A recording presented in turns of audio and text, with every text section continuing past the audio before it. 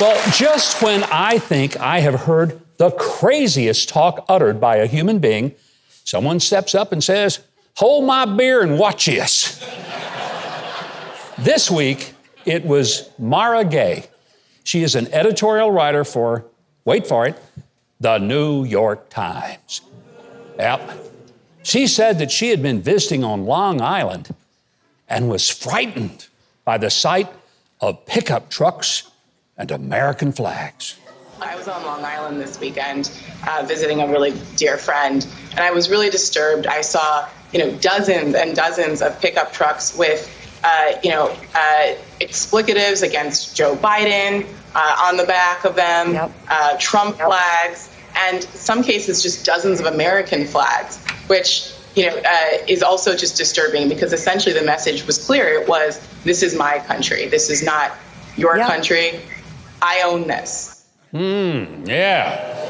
Whoa. In some cases, just dozens of American flags, which is also just disturbing, she said.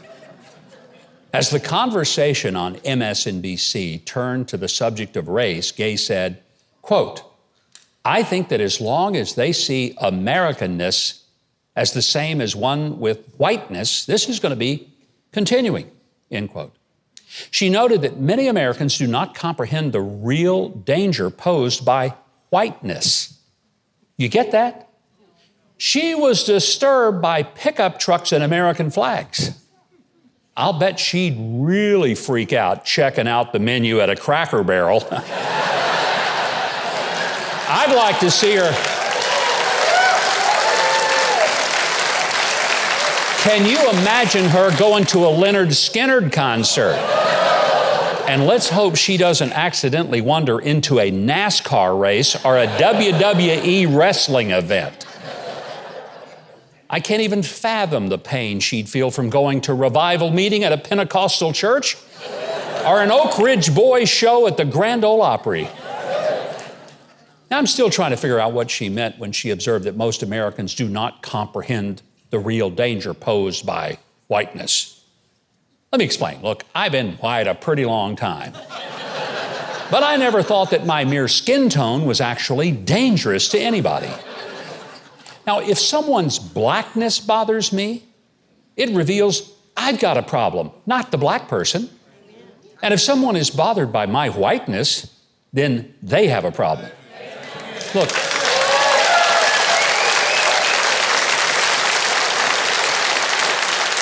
folks, real racism is treating people or even seeing people differently because of race. Dr. Martin Luther King Jr. had it right when he longed for the day when people would treat his own precious children based on the content of their character and not the color of their skin. The scared, senseless writer for the New York Times sees color and only color before she sees anything. And the colors that seem to really put her under a blanket and crying out loud are the colors of red, white, and blue. And those are the colors that ought to make every American stand up and cheer.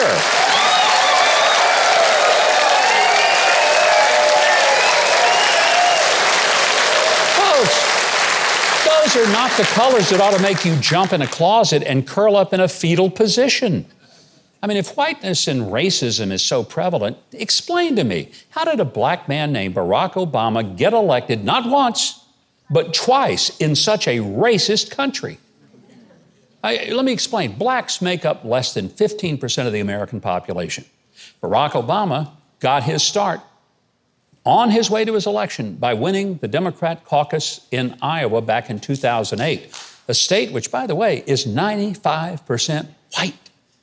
So if whiteness is making it impossible for black people to succeed, somebody ought to tell Barack Obama that he really didn't win. Not once. He didn't win either time. Folks, black people didn't elect the first black president. White people did. By the way, I ran the same year on the Republican side. I, too, won the Iowa caucuses for the GOP. And if my simply being white was the winning ticket, I got robbed. Something ain't right. So, If Mara Gay is really scared of pickup trucks and American flags, maybe it's not my white problem. It's her irrational racism and hatred of an America that she doesn't know that becomes the real problem. So I got a solution. Mara, come on down south. Here's what we're going to do. I'll take you to Waffle House. We'll go fishing. We'll do some deer hunting. We'll hit some barbecue spots, go to a country music show at a school auditorium on a Saturday night, and I'll sit with you down at the Baptist church. And you know what? No one will even care that you're black. And maybe you will get over me being white. And yeah.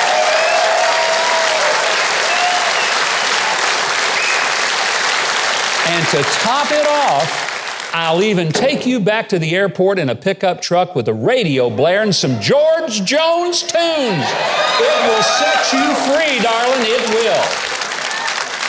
will. Thanks so much for watching, and I hope you enjoyed that video. If you did, be sure to leave a like, then subscribe, and hit the notification bell below. Now, if you didn't like it, you ought to find a Ben Shapiro video to detox you with more facts.